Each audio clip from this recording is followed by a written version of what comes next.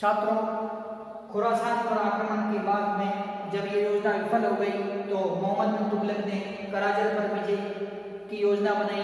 कराचल के क्षेत्र को कराचिल के नाम से भी जाना जाता था। कराचल के क्षेत्र को किस नाम से छात्रों? कराचिल के नाम से भी जाना जाता था। मोहम्मद बिन तुगलक ने कराचल को विजय करने के लिए विशाल सेना का निर्माण किया और कराचल पर आक्रमण करने के लिए भेजा। कराचल हुमायूं में स्थित है, ये हिमालय की गोद में स्थित था और जब मोहम्मद बिन तुगलक ने अपनी सेना को भेजा तो सेना दुर्गम रास्ते तथा भयंकर बारिश तथा भयंकर ठंड में परेशान हो गई तथा आधी से अधिक सेना उसकी समाप्त हो गई। तो ऐसी स्थिति के अंदर उसको ये योजना भी त्यागनी पड़ी। तो इस प्रकार से छात्रों उसकी कराचल पर जो विजय की योजना थी, कराचल पर विजय की योजना भी क्या हुई? विफल हो गई। तो छात्रों इसकी जो योजनाएं थी राजधानी परिवर्तन की योजना, वो बिल्कुल सही योजना थी। क्यों? क्योंकि मंगोल आक्रमणकारी लगातार भारतवर्ष पे आक्रमण कर रहे थे और अपनी पब्लिक को बचाने के लिए उसने जो राजधानी का परिवर्तन किया। एक क्या है कि मोहम्मद बिन तुगलक यदि देवगिरी में अपनी राजधानी को स्थापित कर देता तो संपूर्ण दक्षिणी भारत को नजर रख सकता था और दक्षिणी भारत में जो विजयनगर साम्राज्य है, बहमनी साम्राज्य है, मदुरै साम्राज्य है, ये जब स्वतंत्र हुए तो ये उस समय हो सकता है कि ये स्वतंत्र भी न होते। तो यही कारण था कि उसने क्या है कि जो इसने राजधानी का परिवर्तन किया, तो राजधानी का जब परिवर्तन किया तो जनता क्या है कि उस बात को समझ नहीं पाई और ये मामला विफल हो गया। सांकेतिक मुद्रा का जो प्रश्न है, सांकेतिक मुद्रा की योजना है, वो भी उसकी गलत नहीं थी। क्यों? क्योंकि सांकेतिक मुद्रा का प्रचलन पहले हो चुका था, विश्व में पहले सांकेतिक मुद्रा का प्रचलन किया जा चुका था। तो उसने जब ये योजना की तो उसकी ये योजनाएं थी, उसको पब्लिक जो थी वो समझ नहीं पाई और टकसालों पर उसका नियंत्रण न होने के कारण अब क्या हुआ कि पब्लिक थी जो वो घरों में सिक्कों का निर्माण करने लगी, जिससे इसकी ये योजनाएं क्या हुई? विफल हो गई।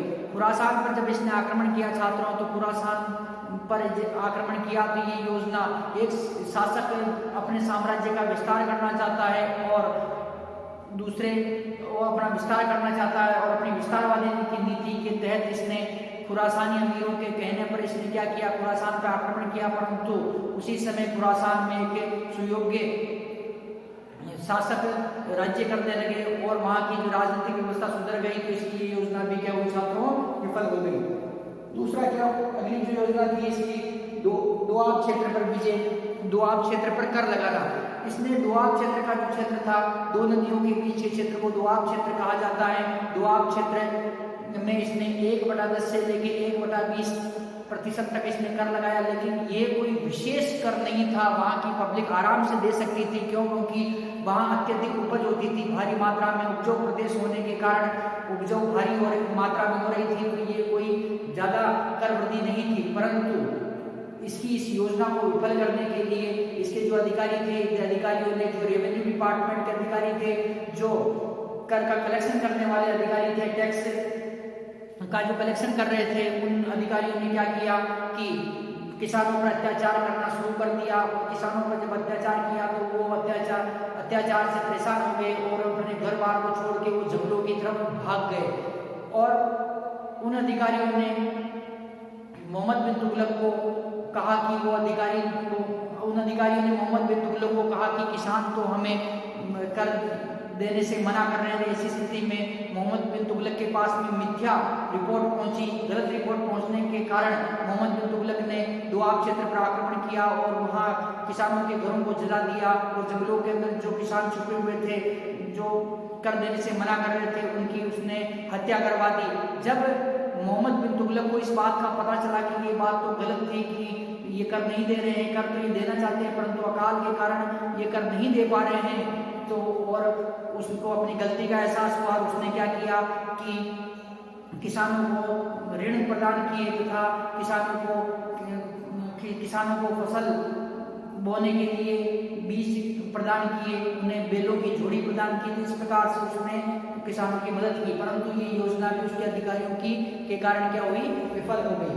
तो इसके अतिरिक्त जो सांकेतिक मुद्रा का प्रचलन है, तो सांकेतिक मुद्रा का प्रचलन उसने किया तो ये योजना भी उसकी क्या हुई, विफल हो गई। तो इस प्रकार से इसकी जो योजनाएं थी, राजधानी परिवर्तन करना, दोआब क्षेत्र में करवृद्धि करना तथा सांकेतिक मुद्रा का प्रचलन करना, खुरासान पर आक्रमण करके उसे विजय करना, ये तथा कराचल अर्थात कराचल को कराचल के नाम से भी जाना जाता है, ये योजना भी उसकी विफल हुई। कराचल जो था हुमायूं क्षेत्र के अंदर स्थित है, हुमायूं में स्थित है ये, और ये हिमालय की गोद के अंदर बसा हुआ है। इस पे इसका कराची तक पहुंचने का मार्ग अत्यंत ही दुर्गम है, बर्फीली जो हवाओं का सामना करना पड़ता है, भारी बारिश का सामना करना पड़ता है तथा इसका मार्ग पर्वतीय होने के कारण तथा दुर्गम पर्वतीय क्षेत्र से इसका मार्ग जाने के कारण इससे में आसानी से प्रवेश नहीं किया जा सकता है। इसीलिए क्या हुआ कि जब मोहम्मद बिन तुगलक ने अपनी सेना को यहाँ भेजा तो वो सेना बीच रास्ते के अंदर ही अटक गई और उसमें से उसकी आधी से अधिक सेना वहां पर मारी गई। तो इसलिए क्या है कि ये योजना भी उसकी विफल हुई। तो इस प्रकार से आपको इसकी ये योजना विफल हुई। निसंदेह मोहम्मद बिन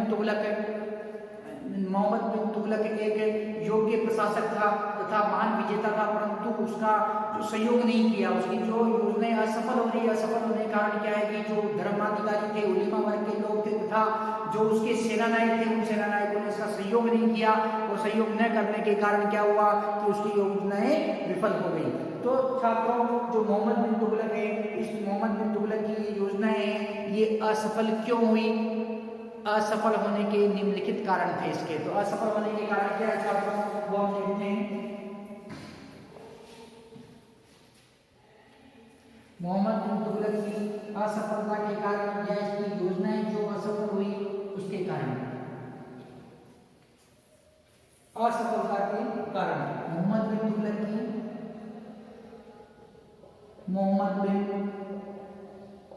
तुगलक की असफलता के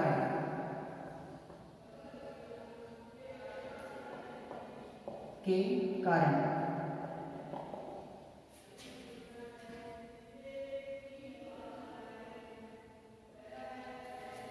छात्रों, मोहम्मद बिन तुगलक की असफलता के कारण ये रहे कि उसके जो अधिकारी थे, उसके प्रशासनिक अधिकारी थे, उसके सैनिक अधिकारी थे तथा उसको जो प्रशासन में सहायता देने, सुझाव देने के लिए जो नियुक्त किए गए थे, उन लोगों ने इसकी योजनाओं को सफल होने ही नहीं दिया।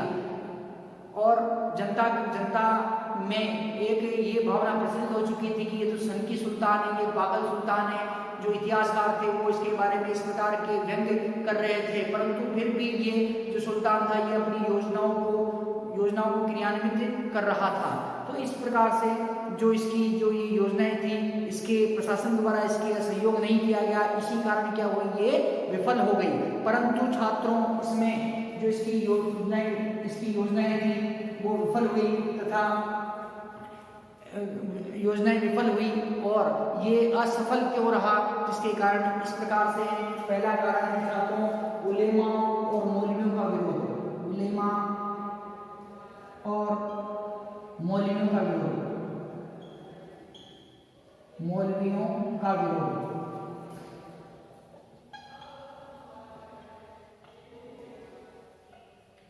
छात्रों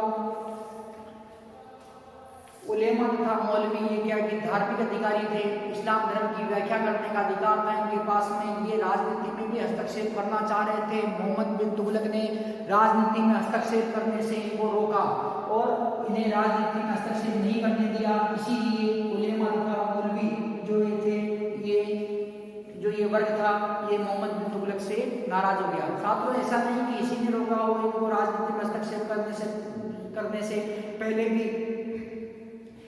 अलाउद्दीन खिलजी नाम का जो शासक था, उसने भी मौलवियों तथा उलेमाओं को राजनीति में हस्तक्षेप करने से रोका।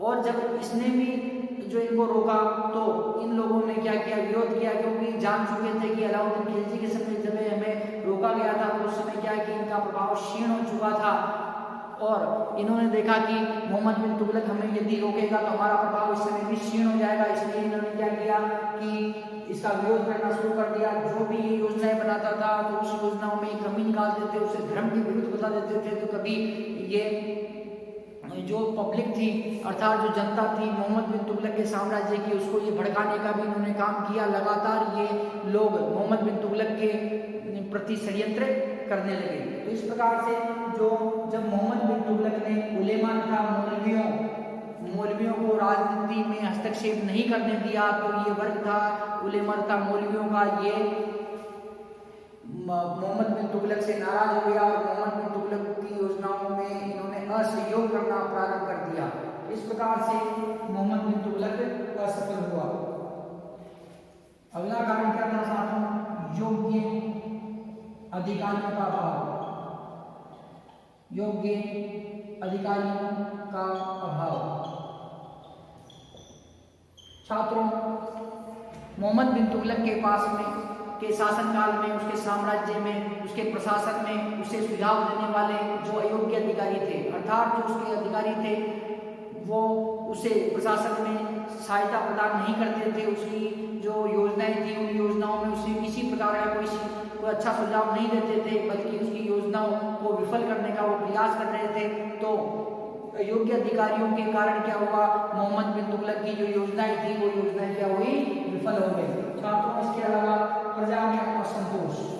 जो इसी असफलता का कारण क्या था? प्रजा में असंतोष।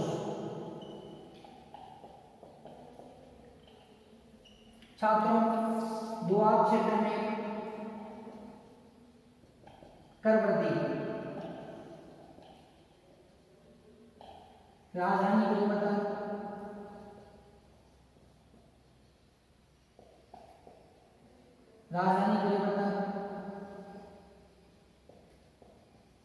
सांकेतिक मुद्रा का प्रचलन। इसकी जो योजनाएं थी छात्रों, दोआब क्षेत्र में कर वृद्धि, सांकेतिक मुद्राओं का प्रचलन, राजधानी परिवर्तन। तो इस प्रकार की जो योजनाओं से जो प्रजा में असंतोष व्याप्त था, प्रजा बार बार योजनाएं तो बढ़िया थी, योजना तो बहुत अच्छी थी, परंतु इस योजना को समझ नहीं पाई और जनता में क्या असंतोष बढ़ने लगा। दोआब क्षेत्र में इसने जब किसानों ने कर नहीं दिया तो इसके सैनिकों ने वहाँ कत्लेआम करना शुरू किया। जब इसको पता चला तो इसने भी क्या है कि वहाँ पर कत्लेआम करना प्रारंभ किया। और बाद में जब इसको वास्तविक बात का ज्ञान हुआ तो इसने वहाँ पर किसानों को ऋण देना प्रदान किया, उन्हें तथा उनकी कृषि करने में, उनकी कृषि के कार्यों में जो भी उपकरण प्रयोग में किए जाते थे उनकी सहायता प्रदान की। परंतु जनता में असंतोष व्याप्त हो चुका था, दोआब का क्षेत्र बड़ा था और उपजाऊ भी था, भारी मात्रा में यहाँ से इसे लगान प्राप्त होता था। तो इस क्षेत्र की जनता थी दोआब क्षेत्र की, उसमें असंतोष व्याप्त हो चुका था। सांकेतिक मुद्रा का छात्रों जब प्रचलन हुआ तो उस समय जो सोने तथा चांदी के जो सिक्के थे, अर्थात विशेषकर चांदी का जो टंका चलता था उस टंके को बंद कर दिया गया। जो लोगों के पास में जो सिक्के थे वो धरे के धरे रह गए और उन्होंने क्या किया कि तांबे का नया सिक्का प्रारंभ कर दिया। तो इससे क्या है कि पब्लिक परेशान हुई तथा तांबे के जो टकसालों पर नियंत्रण न होने के कारण तांबे के भारी मात्रा में सिक्के बनने लगे, तो उससे भी जो जनता को परेशानी हुई। तो इसलिए क्या है कि जो सांकेतिक मुद्रा के प्रचलन के समय में भी जो जनता में भारी असंतोष था। इसके अलावा क्या था कि जब राजधानी परिवर्तन की गई, अर्थात मोहम्मद बिन तुगलक राजधानी परिवर्तन करता तो दिल्ली से जो जनता है कहाँ देवगिरी जा रही है, देवगिरी का जो सफर है वो 700 मील लंबा सफर है, वहाँ जा रही है, प्रजा परेशान हो चुकी है। तो मोहम्मद बिन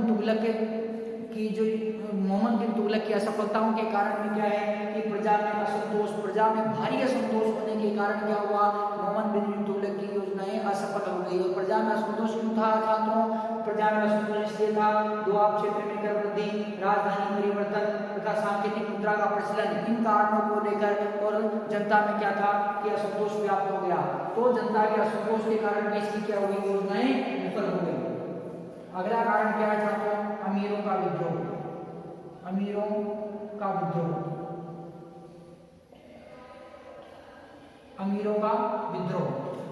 छात्रों, मोहम्मद बिन तुगलक के समय सर्वाधिक 34 विद्रोह हुए। मोहम्मद बिन तुगलक के समय कितने हुए छात्रों विद्रोह? सर्वाधिक 34 विद्रोह हुए। और दक्षिण भारत में कितने हुए? इसी के समय दक्षिण भारत में 27 विद्रोह। छात्रों, जो अमीरों के ये विद्रोह है, अमीर ये नहीं कि ये मोहम्मद बिन तुगलक के शासनकाल से ही विद्रोह कर रहे हैं, ये तो हर शासक के काल में इन्होंने विद्रोह किया है, परंतु जो सर्वाधिक जो विद्रोह हो रहे हैं वो विद्रोह किसके शासनकाल में हो रहे हैं छात्रों? भारतीय इतिहास में सर्वाधिक विद्रोह होते हैं मोहम्मद बिन तुगलक के शासनकाल में। मोहम्मद बिन तुगलक के शासनकाल में जब विद्रोह हो रहा है तो वो विद्रोह कितने सर्वाधिक 34 विद्रोह हो रहे हैं छात्रों। 34 विद्रोह जब हो रहे हैं ये, और इनमें से अकेले 27 विद्रोह कहाँ हो रहे हैं? दक्षिणी भारत में 27 विद्रोह दक्षिणी भारत में 27 विद्रोह हो रहे हैं। इस प्रकार से ये अपनी योजनाओं का क्रियान्वयन करे या इन विद्रोह को दबाए, तो ये तो एक प्रकार से ये परेशान हो चुका था। ये कोई भी योजनाएं, कोई भी किसी भी योजनाओं को बनाता था तथा उसे आगे पहुंचाने का तथा उसे आगे बढ़ाने का काम करता था, उससे पहले क्या विद्रोह हो जाते थे। तो ये इसका अधिकांश जो शासनकाल था, अधिकांश जो समय था इसका अपने शासनकाल में वो विद्रोह को दबाने में ही लग गया। तो इसलिए जो ये अमीरों के लगातार होने वाले विद्रोह के कारण भी इसकी जो योजनाएं असफल हुई तथा ये प्रशासन में असफल शासक सिद्ध हुआ। इसके अतिरिक्त छात्रों, तुगलक का समय अनुकूल न होना, जो मोहम्मद बिन तुगलक था, मोहम्मद बिन तुगलक का जो समय था वो अनुकूल नहीं था। मोहम्मद बिन तुगलक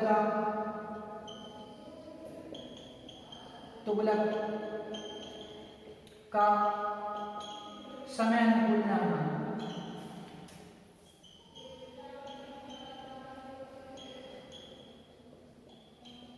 मोहम्मद बिन तुगलक का समय अनुकूल न होना। छात्रों, मोहम्मद बिन तुगलक का समय अनुकूल नहीं था। कारण क्या था कि जब इसने दोआब क्षेत्र में कर वृद्धि की तो उस समय क्या हुआ छात्रों? उस समय वहां अकाल पड़ गया। जब इसने सांकेतिक मुद्रा का प्रचलन किया तब घर घर में ही तांबे के सिक्के निर्मित होने लगे। जब इसने कराईचल पर आक्रमण किया तब बीच रास्ते में ही इसकी सेना दुर्गम पर्वतीय क्षेत्रों को वहां की कठिन भौगोलिक स्थिति को पार नहीं कर पाई तथा बीच रास्ते में उसकी आधे से अधिक सेना जो हुई थी वो समाप्त हो गई। जब खुरासान पर आक्रमण किया उसने तो उस समय उसको सेना को अग्रिम वेतन, अर्थात जो सेना थी, सेना को क्या किया उसने, जो 1 साल का अग्रिम वेतन दिया। तो ये सभी जो योजनाएं थी उसकी जो क्या है कि उसका समय अनुकूल न होने के कारण क्या हुई, वो विफल हो गई। लेकिन ये भी था कि उसका समय अनुकूल नहीं था। किसी भी शासक के, दिल्ली सल्तनत में आज तक किसी भी शासक के शासनकाल में इतने विद्रोह नहीं हुए थे। इसके शासनकाल में अकेले 34 विद्रोह हो रहे हैं, इसका समय अनुकूल नहीं है। और अकेले दक्षिणी भारत जो कि दिल्ली से बहुत दूर है वहां पर इतने 27 विद्रोह हो रहे हैं, तो इसका समय उस समय क्या है कि अनुकूल नहीं है। और इसका समय अनुकूल न होने के कारण ही दक्षिणी भारत में क्या हुआ, दक्षिणी भारत में विजयनगर साम्राज्य की स्थापना हुई, मथुरा साम्राज्य की स्थापना हुई और एक मुस्लिम साम्राज्य था बहमनी साम्राज्य, उसकी भी स्थापना हुई। छात्रों, मोहम्मद बिन तुगलक का समय अनुकूल न होने के कारण क्या हुआ कि उसकी योजनाएं विफल हुई, उसका जो था प्रशासन वो विफल रहा। इसके शासनकाल में, मोहम्मद बिन तुगलक के शासनकाल में 7 वर्ष तक, छात्रों कितने वर्ष तक? 7 वर्ष तक अकाल पड़ा। 7 वर्ष तक अकाल पड़ा। अकाल से इसकी साम्राज्य की जनता जूझती रही, जिसके कारण उसे जो लगान प्राप्त नहीं हो पाया। तो इस कारण भी क्या है कि इसकी योजनाएं विफल रही। 7 वर्ष तक छात्रों क्या पड़ा? अकाल पड़ा। तो इस कारण से क्या हुआ छात्रों, इसकी योजनाएं विफल हो गई। छात्रों, इसके अतिरिक्त तो इसकी योजनाओं के विफल होने का प्रमुख कारण क्या था? उलेमा वर्ग तथा जो मौलवी वर्ग था, इसने विरोध करना प्रारंभ किया, इसकी योजनाओं में साथ नहीं दिया। योग्य अधिकारियों का अभाव, इसके जो प्रशासन में, इसकी सेना में योग्य अधिकारियों का अभाव था। योग्य अधिकारियों का अभाव हो जाने के कारण क्या हुआ कि इसकी योजनाएं विफल रही और ये इसकी जो असफल सुल्तान सिद्ध हुआ। प्रजा में असंतोष था। प्रजा में भारी असंतोष से दोआब क्षेत्र में कर वृद्धि लगाने के समय, सांकेतिक मुद्रा का प्रचलन करते समय तथा राजधानी का परिवर्तन करते समय इस प्रजा में भारी असंतोष व्याप्त था। प्रजा को परेशानी का सामना करना पड़ा, इसलिए वो मोहम्मद बिन तुगलक के विरोधी हो गए और उसकी योजनाओं में सहायता करने से उन्होंने मना कर दिया। अमीरों का विद्रोह, मोहम्मद बिन तुगलक ऐसा सुल्तान था जिसके शासनकाल में सर्वाधिक 34 विद्रोह हुए तथा अकेले ही 27 विद्रोह दक्षिण भारत में हुए। तो इसलिए क्या है कि लगातार विद्रोह के कारण ये अपनी योजनाओं को क्रियान्वित नहीं कर पाया और विद्रोह को दबाने में इसका ध्यान रहा। मोहम्मद बिन तुगलक का समय अनुकूल न होना। छात्रों, मोहम्मद बिन तुगलक के शासनकाल में लगातार 7 वर्ष तक क्या हुआ, अकाल पड़ा। इसके अलावा जो दोआब क्षेत्र में इसने कर लगाया वो योजना भी विफल हो गई। खुरासान अभियान, कराची अभियान, इसका ये दोनों अभियान विफल हुए। इसके अलावा राजधानी परिवर्तन तथा सांकेतिक मुद्रा का जो इसका योजना थी वो भी क्या हुई, विफल हो गई। तो इसका समय ने कभी भी साथ नहीं दिया, इसलिए क्या हुआ, इसकी योजनाएं विफल हो गई। छात्रों, ये भारत का प्रथम ऐसा सुल्तान था जिसने सती प्रथा पर रोक लगाई। ये भारत का प्रथम ऐसा सुल्तान था कि जो अकाल पड़ रहे हैं, अकाल के समय में इसने प्रजा की सुरक्षा के लिए, प्रजा की सहायता के लिए शिविर लगाए।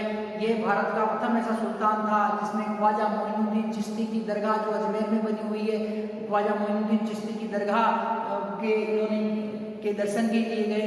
ये भारत का इसके समय, मोहम्मद बिन तुगलक के समय दिल्ली सल्तनत में ब्लैक डेथ अर्थात प्लेग नामक बीमारी फैल चुकी थी। उस प्लेग नामक बीमारी से प्रजा की रक्षा के लिए इसने विभिन्न प्रकार के उपाय किए। यह भारत का ऐसा सुल्तान था जो अभी तक के सुल्तान अर्थात कुतुबुद्दीन ऐबक, इल्तुतमिश, बलबन, जलालुद्दीन खिलजी, अलाउद्दीन खिलजी, गयासुद्दीन खिलजी, जो भी ये बड़े बड़े शासक हुए हैं, जो सुल्तान हुए थे इससे पहले के, उन सभी सुल्तानों में सबसे योग्य था, कुशल सेनापति भी था ये, उदारवादी सुल्तान भी था ये, तथा सुसंस्कृत सुल्तान भी था। परंतु फिर भी इसकी ये योजनाएं थी वो विफल हो गई। इसे छात्रों कल्पनाशील सुल्तान के नाम से जाना जाता है, रक्त पिपासु सुल्तान के नाम से जाना जाता है, आदर्शवादी सुल्तान भी कहा जाता है इसे। तथा जो इसे राजमुद्री जो शिलालेख है, उस शिलालेख में इसे दुनिया की खान के नाम से भी संबोधित किया गया है, इसे दुनिया की खान कहा गया है। इसके अतिरिक्त छात्रों, मोहम्मद बिन तुगलक को एडम थॉमस नामक जो विद्वान है, एडम थॉमस नामक विद्वान को मुद्रा शास्त्री बताते हैं, धनवानों का युवराज बताते हैं, सिक्कों का निर्माता बताते हैं, या सिक्का निर्माण करने वाला सुल्तान बताते हैं। तो इस प्रकार से इनकी प्रशंसा भी की गई है। तो बर्नी नामक विद्वान, बदायूं नामक विद्वान तथा फरिश्ता नामक विद्वान है, वो इनके बारे में कहता है कि ये विद्वानों, संतों तथा फकीरों को ये क्या करते थे, यातनाएं प्रदान करते थे। तो इस प्रकार से इनकी आलोचना करने वाले इतिहासकार भी काफी थे। तो मोहम्मद बिन तुगलक ने क्या किया छात्रों, मोहम्मद बिन तुगलक ने अपनी विभिन्न योजनाओं का क्रियान्वयन किया, परंतु उनका सहयोग कौन नहीं कर पाया, उनका सहयोग उनके जो मौलवी थे, उलेमा वर्ग के लोग थे, उसके प्रशासनिक अधिकारी थे, उसके सेनानायक थे, उन्होंने कभी भी इसका सहयोग नहीं किया और जनता भी इनके जो योजनाओं को समझ नहीं पाई। क्या होते हैं, इसलिए छात्रों क्या होता है, इसलिए छात्रों इनकी योजनाएं क्या होती है, विफल हो जाती है। तो छात्रों अब हम देखते हैं मोहम्मद बिन तुगलक का मूल्यांकन कि इन्होंने जो अपना प्रशासन जो 1325 ईस्वी में ये गद्दी पर बैठते हैं और 1325 ईस्वी से लेकर 1351 ईस्वी जो सिंध के ठट्टा नामक स्थान पर 1351 ईस्वी में इनकी मृत्यु हो जाती है, उस इनके शासन पर बैठने तथा उनकी मृत्यु तक के जो इनके शासनकाल के मध्य इनकी क्या क्या उपलब्धियां रही तथा ये किस प्रकार का इनका व्यक्तित्व था, उसकी हम चर्चा करते हैं। तो छात्रों मोहम्मद बिन तुगलक का मूल्यांकन, हमारा जो एक पॉइंट है छात्रों मोहम्मद बिन तुगलक में, मोहम्मद बिन तुगलक का मूल्यांकन।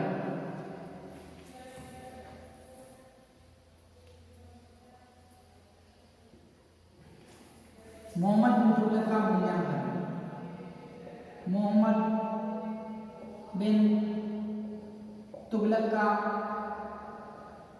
मूल्यांकन।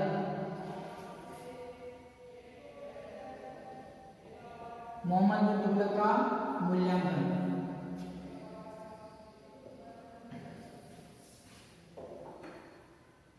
छात्रों भारत के इतिहास में, मध्यकालीन भारत के इतिहास में सबसे विवादास्पद व्यक्ति, सबसे विवादास्पद व्यक्ति कौन था?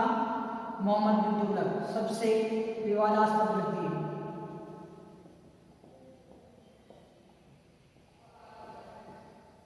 सबसे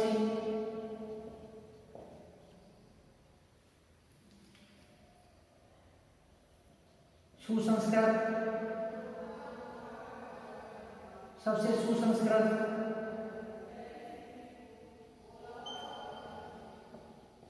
विद्वान, शिक्षित सुल्तान,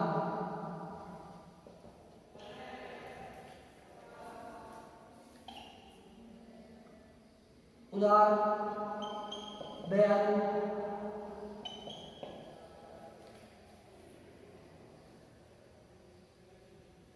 योजनाओं का निर्माता कौन थे? मोहम्मद बिन तुगलक।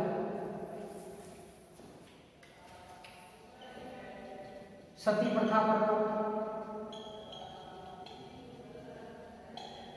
अकाल के समय शिवर,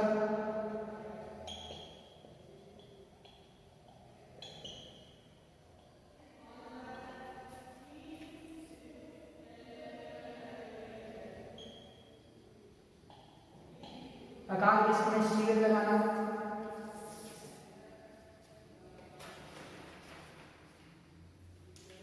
ज्ञान पिपासु,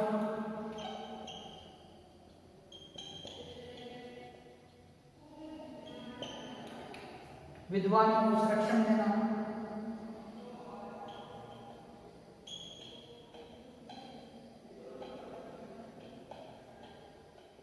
विद्वानों को संरक्षण देना,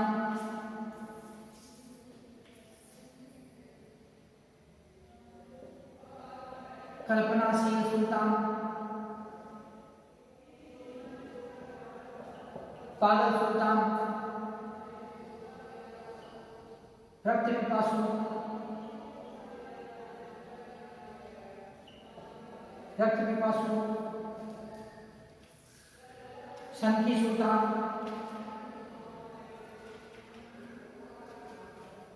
परोपकारी सुल्तान,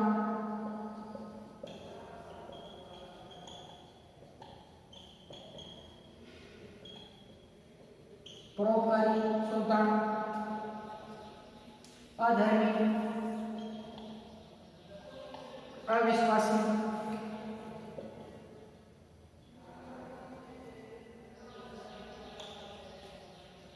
धार्मिक मुसलमान,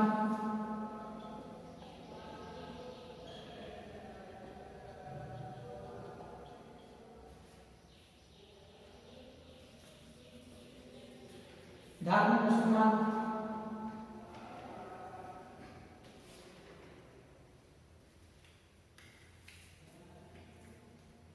छात्रों, जो मोहम्मद बिन तुगलक है, मोहम्मद बिन तुगलक के बारे में कहा जाता है कि ये भारतीय इतिहास में सर्वाधिक विवादास्पद व्यक्ति था और इसके बारे में ये कहा जाता है कि इसके दरबार में फकीर तथा भिखारी व्यक्ति था।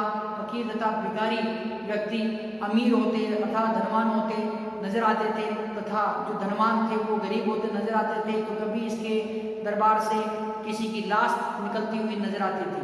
तो इस प्रकार से छात्रों ये क्या है कि रक्त पिपासु सुल्तान था। कुछ इतिहासकार कहते हैं कि इसे रक्त बहाने में जो आनंद आता था, तो इस प्रकार से ये विवादास्पद व्यक्ति था। इसका कोई पता नहीं है इतिहास के अंदर कि ये कौन व्यक्ति है। धनवान हो जाए, गरीब व्यक्ति धनवान हो जाएगा और जो धनवान व्यक्ति वो गरीब हो जाएगा। इसके दरबार से कौन जीवित व्यक्ति निकलेगा और कौन मृत्युदंड प्राप्त हो जाएगा। तो ये विवादास्पद सुल्तान था। इसका व्यक्तित्व विवादों से भरा हुआ था। इसकी जो योजनाएं थी वो भी विवादों में थी। इसकी योजनाएं भी विफल थी। कारण कुछ भी रहा हो योजनाओं का विफल होने का, लेकिन ये विवादास्पद व्यक्ति था। परंतु इसके बारे में ये भी कहा जाता है कि आज तक जितने भी सुल्तान हुए उन सभी सुल्तानों में यह सबसे अधिक योग्य था, सबसे अधिक सुसंस्कृत था, सबसे अधिक जो पढ़ा लिखा था ये, तथा विद्वानों को संरक्षण प्रदान करने वाला था। इस प्रकार का ये सुल्तान था। परंतु फिर भी इसके अधिकारियों तथा इसके कर्मचारियों ने इसका सहयोग नहीं किया, जिसके कारण क्या हुआ, इसकी योजनाएं विफल हो गई और इसके बारे में कहा जाता है छात्रों, ये उदार प्रवृत्ति का था, ये अत्यधिक दान देता था, ये दयालु व्यक्ति था। इसने तथा योजनाओं का निर्माता, अर्थात इसने जो योजनाएं तो बनाई छात्रों, अभी हमने पढ़ा था कि योजनाएं थी, सांकेतिक मुद्रा की योजना, इसकी राजधानी परिवर्तन करने की योजना, खुरासान पर विजय की योजना, कराईचल पर विजय की योजना, इसकी दोआब क्षेत्र पे कर लगाने की योजना, इस प्रकार की योजनाएं जो इसने बनाई। तो ये योजनाओं का निर्माता तो था, परंतु योजनाएं पूरी हो नहीं पाई। और योजनाएं पूरी क्यों नहीं हो पाई?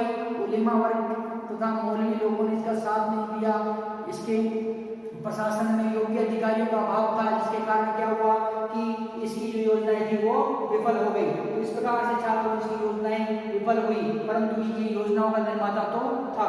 भारत का ये प्रथम ऐसा सुल्तान था जिसने हिंदू धर्म में व्याप्त अमानवीय जो प्रथा थी, सती प्रथा, उस प्रथा का इस पर इसने रोक लगाने का प्रयास किया और इसने दिल्ली साम्राज्य में इस प्रथा पर रोक लगा दी।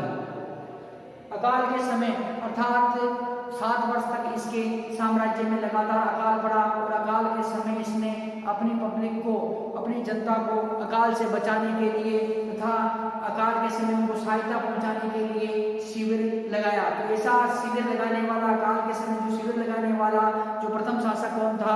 वो था मोहम्मद बिन तुगलक। मोहम्मद बिन तुगलक ज्ञान पिपासु था, अर्थात ये विद्वानों को आश्रय प्रदान करता था, विद्वान लोगों की ये संगत पसंद करता था। इसीलिए जब अफ्रीका के मोरक्को के निवासी यात्री था इब्न बतूता, यात्री कौन था छात्रों? Ibn Battuta. इब्न बतूता जब भारतवर्ष में आया तब इब्न बतूता को इसने संरक्षण प्रदान किया। इब्न बतूता ने इसके संरक्षण में रहते हुए रहला नामक ग्रंथ लिखा। कौन सा ग्रंथ लिखा छात्रों? रहला। इब्न बतूता का ग्रंथ कौन सा था? रहला। रहला नामक ग्रंथ लिखा।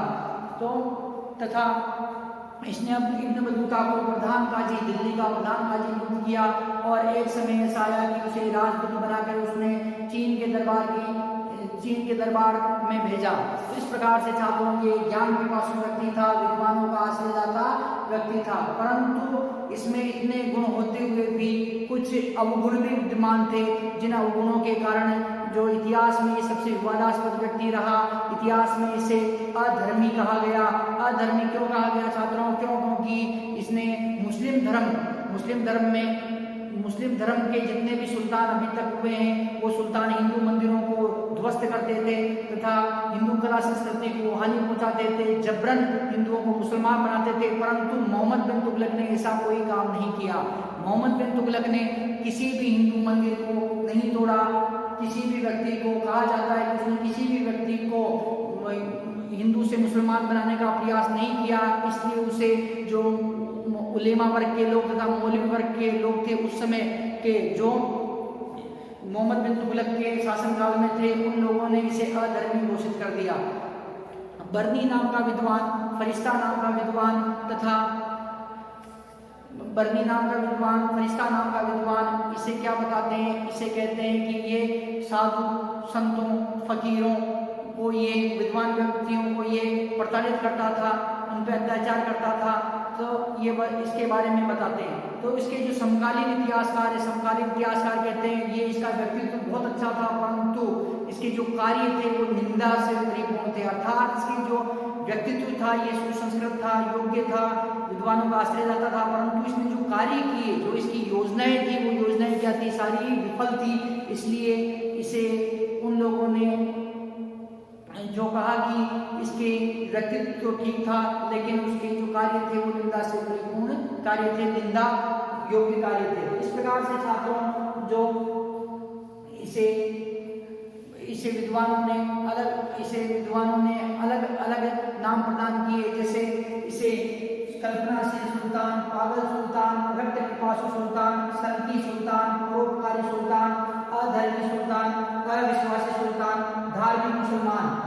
तो इस प्रकार से विभिन्न नाम प्रदान किए, परंतु मोहम्मद बिन तुगलक ने अपने शासनकाल में प्रजा के लिए अनेक कार्य किए, जिसके कारण प्रजा अनेक कार्य किए, परंतु प्रजा उन कार्यों को समझ नहीं पाई और प्रजा के असहयोग के कारण उसकी योजनाएं क्या हुई? उसकी योजनाएं छात्रों विफल हो गई। इस प्रकार से छात्रों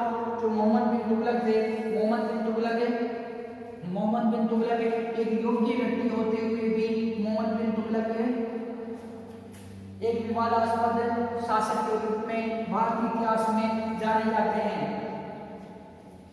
इब्न बतूता नाम का जो विद्वान है छात्रों, कौन सा? Ibn Battuta. इब्न बतूता ये विद्वान अफ्रीका का निवासी छात्रों लहरा नामक ग्रंथ लिखता है। ये विद्वान क्या बताता है छात्रों कि मोहम्मद बिन तुगलक को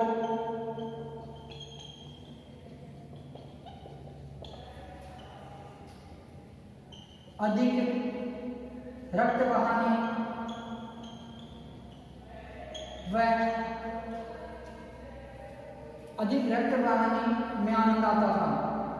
में आनंद आता था, अधिक रक्त बहाने में आनंद आता था।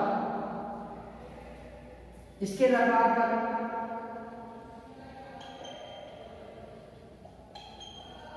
कोई भिखारी अमीर होता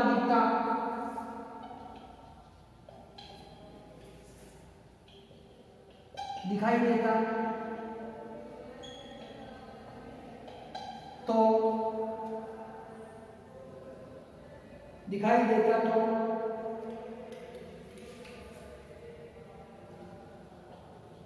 किसी को मृत्युदंड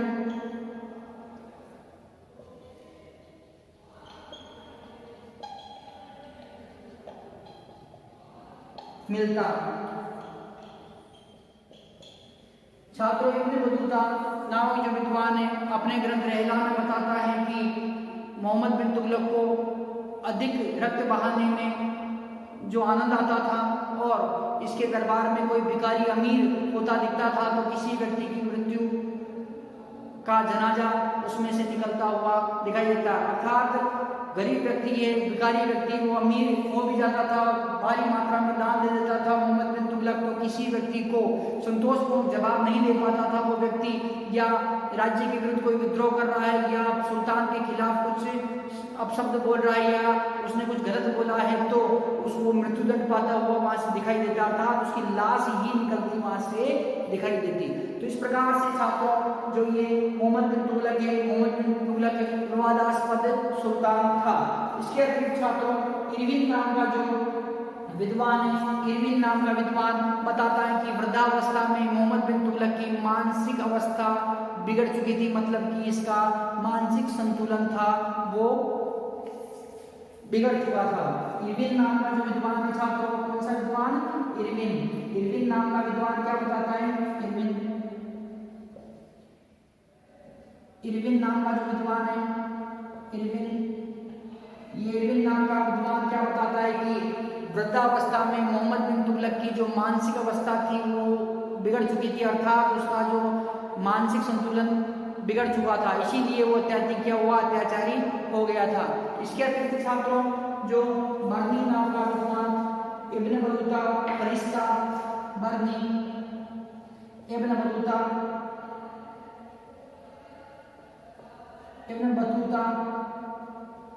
फरिश्ता ये जो विद्वान है, ये तीनों विद्वान क्या बताते थे कि मोहम्मद बिन तुगलक एक विचित्र पागल था। मोहम्मद बिन तुगलक विचित्र पागल। कौन था? मोहम्मद बिन तुगलक। मोहम्मद बिन तुगलक के बारे में ये तीनों विद्वान कहते हैं कि ये क्या था?